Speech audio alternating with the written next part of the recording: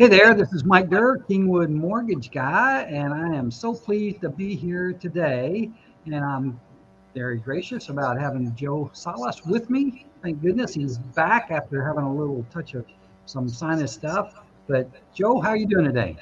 I felt like I got run over by a Mack truck this afternoon, this weekend, but I'm feeling better, and back in business. Been working online all day today. Good, good. Well, I'm Thanks for glad you're having me. feeling better, and just hope you get back up to 100% real quick. So we got a couple of interesting things to talk about. One, Joe's going to talk about some stuff that actually happened to him this past week that is a big deal. I mean, it's an absolutely big deal. And then I'm going to talk about the spring 2022 housing market, what you can expect. And really, we're both going to talk about those things. We both have a little experience with both of the issues that we're talking at right now. But Joe, I want you to start, and I want you to share with them about this wire fraud thing that happened. Yeah, so as a buyer's agent, part of the buyer packet that we send out is a file. It's a TXR form, or a Texas Realtor form, 2517. It's a wire fraud warning form.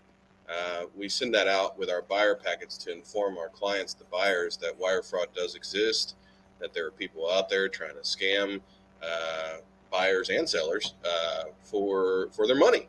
And recently had a client call me and ask me about an email that they received that looked a little suspect. So as far as the topic that I wanted to talk about today and just inform everybody is, just be aware. There are people out there that do want to scam you for your money. A lot of times it looks like a legitimate email from a legitimate business, but it's not. And so if you ever have a question or concern with the email that you receive asking you for your money via wire transfer or the likes, question it. And part of that wire fraud warning document says, contact directly the title company or your agent directly and double check that information, because a lot of times by the time you send it to that wire, to that erroneous or fake wire, it's too late. So just be aware of that. If anything seems fishy or your spidey senses start tingling, contact the people that are involved in the transaction, that are on your side, the title company representative, the agent, and most especially, even before you initiate a wire transfer, that should be double checked. The information should be double checked via a phone call to your title representative. So that's the subject that I wanted to talk about today. It almost happened to a client of mine. Fortunately, the clients were informed with that sheet that I provided them, that form, and then also, I follow that up with emails and information to my client to inform them that that's out there and to be careful. So they did contact me, and we got that resolved. Well, I can kind of throw in on that, because I had a customer that was a young guy, his first time home buyer. I mean, he was early 20s, and he was willing to do whatever we wanted him to do.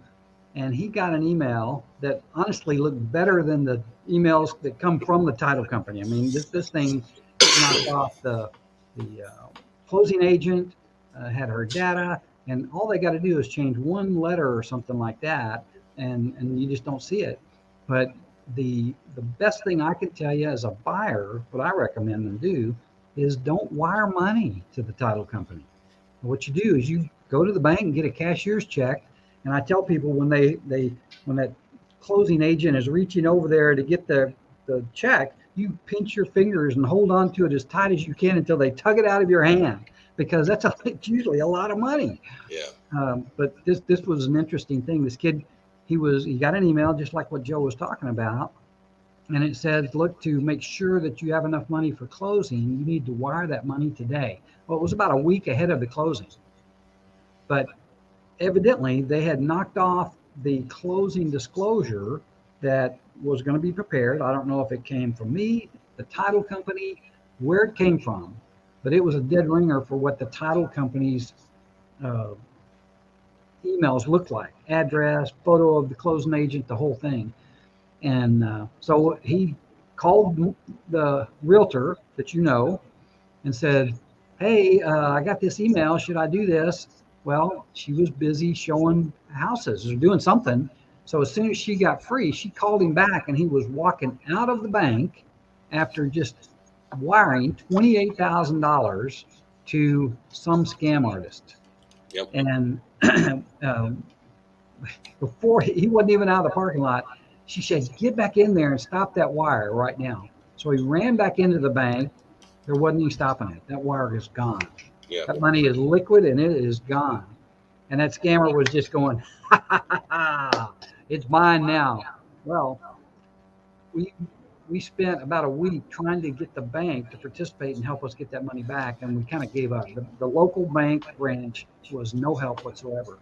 But the agent that is with the same firm that you guys are with was very diligent, and we got together not only with Jane Bird and Monica and I and the borrower, and we contacted some muckety mucks at the account where the money came from, and he was able to get his money back. But we were lucky. I can Yep. tell you that for lucky. And one other quick one is that my partner refinanced his house, and the title company got scammed, sending his payoff to some scammer. Oh, wow. So think about that. I mean, it wasn't the borrower; it was the title company that had the money sent it to the scammer. So anybody can be fooled, and that's why just don't wire money. I mean, it's okay to accept wires all day long, just don't send them right now. It's a crazy time. Yeah, be careful out there. It was a lot more prevalent 3 years ago or so. There was a practice that agents used to do, which was including the title company information in the listing under private remarks. HAR has changed those rules. They don't allow us to do that anymore for a good reason. But it's still out there. People are still trying to take advantage of the ill-informed or the uninformed. So just make sure you're working with working to protect your interests and double checking that information as it comes to you. I've got a question for you on that stuff. Sure. How is it that a bank can allow somebody to wire money to their account and the bank can't tell you who that person is? How does that even happen? I'll say the bank, it was a Bank of America, and somebody had created an account that they could receive wires into, but Bank of America couldn't tell law enforcement whose account that was. How does That's that even unbelievable. happen? That's unbelievable. I have no idea. I have no idea. Well, yeah, you think there's no way it goes into a bank. You don't know who they are. I mean, you've got to have a driver's license to do anything. Hmm. So I don't know. It's crazy, crazy stuff. But boy, I tell you, if there's money out there, scammers are after it. All right. Well, what else about that? Do you have anything else on that part you want to talk about? No, that's it. Just as always, seek professionals that are going to be on your side, that are well informed, that are going to be working for you and with you to protect your interests. I say it every week. These conversations that you and I have, Mike, are here's my dog. Are for information purposes only. If you're in a transaction, it is good to have somebody that is qualified and competent to protect your interests in those transactions. Well, and all the role that we play is we're advocate, and we want you to come out of this thing happy. And let me tell you, you're not happy if you lose $28,000 or $2,000, or if it's 28 cents. It's not a good thing. I'd be crying. I would be crying. You just got to be careful, and you need somebody to help you that's been through this a few battles time. So what I was going to talk about, and I'm going to load this PowerPoint here, and Joe and I, this came to me, and this is still kind of the first part of the bona fide selling season. And some might say the selling season started early this year, but March, April, May, June, those are hot months. I mean, this is when things are happening. And that's not to say that July and August aren't either, but a lot of people try to transition their moves around school and about when the kiddos go back to school. So what I wanted to do is just kind of give you a look at what the experts, and Joe and I, we consider ourselves experts in this arena, what you can expect from the spring 2022 housing market. And it's an interesting time. boy, it's changing daily also. So what we're going to talk about real quick is, and this is kind of painful for me, but mortgage rates will climb. As a matter of fact, they're continuing to climb right now. And I was looking at a chart. I actually pulled off a chart today that had the historic interest rates for the last, gosh, since 1972. And the interest rates today are about the same as they were back in 2000.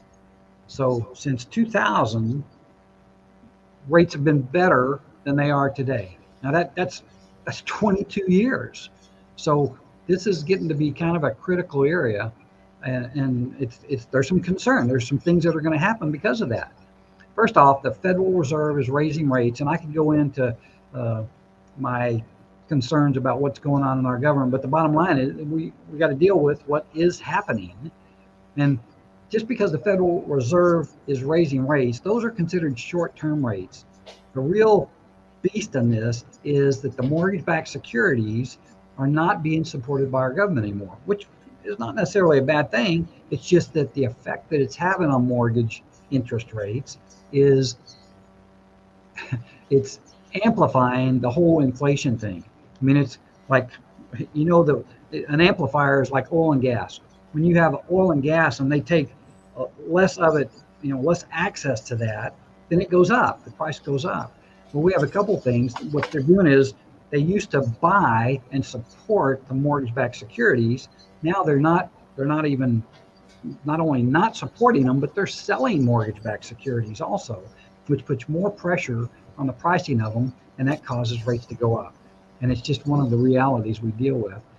Yeah, in the inflation, they measured that today. I saw something that said they was going to 8.5% inflation rate. Yeah, that's the yearly inflation rate, and it's the worst it's been in 40 years, so 4 decades. And there's really no end in sight for what's going to happen with that. And I was looking back on the rate thing, the rate chart, and it was back in 20. Well, I have to look at it again. But I mean, rates were very good. I mean, consistently good all the way for the last 20 years. Now, the last 3 or 4 years have been fantastic. But if that means when mortgage rates are moving, what happens? How does that affect the market? What do you think, Joe? It'll slow it down. If they start raising, people are, the cost of home ownership goes up. That's right. Yeah, the mortgage, when the mortgage rates go up, the cost of the mortgage goes up. That means that there's going to be less people out there that can afford the houses. And it's kind of like a real problem is that because the housing there's still a shortage of housing, but when the prices of the homes goes up and the cost to get the house goes up, it's going to take some of those houses out of people's reach. They're just not going to be able to afford them anymore. Now, the mortgage industry is pretty creative, and they'll figure out some way to help. And one of the easy ways to do that is, I don't know if you've seen adjustable rate mortgages. I mean, Yep. A lot of people would go, oh my gosh, no, not that. It's the dark side's coming back. Well, they are just a way to deal with this in a temporary fashion. And don't get me wrong, I've probably done less adjustable rate mortgages in 25 years than I've got fingers. Okay, they're just we just never did them. But this is the time when some people, particularly if you know that you're going to be moving within 5 years, then it might not be an unreasonable thing to do. That's one of the ways that you can get a better rate. Keep in mind, I'm not advocating that. I'm just telling you there are ways that we do that. The other thing that I put on my slide is one of the things, if you're thinking about buying and you're saying, I'm going to buy this summer, I'm going to buy next year, I'm going to save money to do that. Forget that. Buy sooner than later. Figure out to do it now because rates are going up pretty much a quarter this last week. Honestly, a quarter. Well, rates in 81, what were they? Around 18%. Is that right? Well, I can tell you, I'd look at my chart, but I can tell you I physically had a mortgage that was a 15.9% adjustable rate. That was 1984. So in the 80s, of course, that was a ridiculously crazy time, and they figured it out. But yeah, I mean, having been in the business for 25 years, I've seen rates 12.9, 9.9, 8.99. I like to tell the story. I did a refi for a guy at 6% on a 15-year mortgage, and he took me to dinner the next 2 years on the anniversary date of that to a very nice restaurant. If I did the same thing today, he'd be looking for me. He's going to shoot me. You know, you just, it's crazy about that. But the other thing is the higher rates cause the higher payment, and the higher payment will eliminate some people from being able to buy a house. So Absolutely. if you're going to buy, this is probably a pretty good time to do it. Now, this is the other thing that is out there, is that the housing inventory is increasing right now a little bit. Okay. Now, this doesn't have anything to do with the rates as yet, but we do think that there will be some cause to be happy that it's going to open up more houses. I mean, there are people out there that they've noticed. Realtor.com just reported some home listings are up the last 2 months, the number of listings that they're having. So that's one sign. National inventory increased for the first time in 8 months just recently. So we're starting to see that more houses are available. And this is maybe that sweet spot. It's not only a good time for people to sell their house, but it's a great time to buy a house. Spring is traditionally the time that people sell their home. So there may be relief for those of you that have had 15 different frustrations on trying to buy a house and losing out on there. But I tell you, it's a tricky market. We just don't know what's going to happen. But the other part of it is, if you're a seller, it's a great time to list a house, because there's a ton of buyers out there trying to buy houses. So it's really a good time to do. Mike, I was on MLS yesterday, and actually earlier today, in the Woodlands area, which is where I'm at. There have been only 4 new listings in the last 2 days. So if you're in the Woodlands and you're listening to this show and you're thinking about selling, give me a call. There's a shortage of inventory in the Woodlands. And when we think about real estate, Realtor.com is going to out there, and there's national trends, but real estate really is hyper local. So if you're out there in the Woodlands area and you're looking to sell, there are buyers out there ready to buy. There are buyers. That is a fact. And it's not to the point where it's anything close to critical. I mean, there still has to be a lot more listings show up out there before it turns into a buyer's market. It's still very much a seller's market, and the leverage is clearly with the seller. But this may be the start of what could be changing. And let me tell you, if you're a seller, I think it's probably hell for the realtors to take 15 different offers on any property. That's not easy. I mean, it seems like a good thing, but Sandy tells me it's a nightmare. It's hard work. It's hard work. Each one of those we have to review with our client. We have to present it to our client. We have to find and recommend the pluses and minuses to each one of those offers as we present them to the client. And sometimes they have a hard decision making that decision to who to pick, right? Yeah, I mean, there's so many little caveats now with the appraisal waivers and all that little goofy stuff, and that's all. We could probably spend a whole session talking about that kind of stuff. So here's good news, though. If you're going to be buying, the experts say that home prices will continue to rise. Now, they're not going to have, at least what they said that they're not going to be double-digit appreciation like there has been this last year, but they do expect it to be consistently modest gains, because the demands for property right now still remains very strong. Housing supply has a long road. This is the term they use. Housing supply has a long road to catch up before we be in any way possible to have a decline in the price of homes right now. So double-digit appreciation may be gone, but homes will still continue to appreciate. And that's really, I can tell you about the appreciation thing. There was a devastating depreciation of home buying back in the mid-'80s.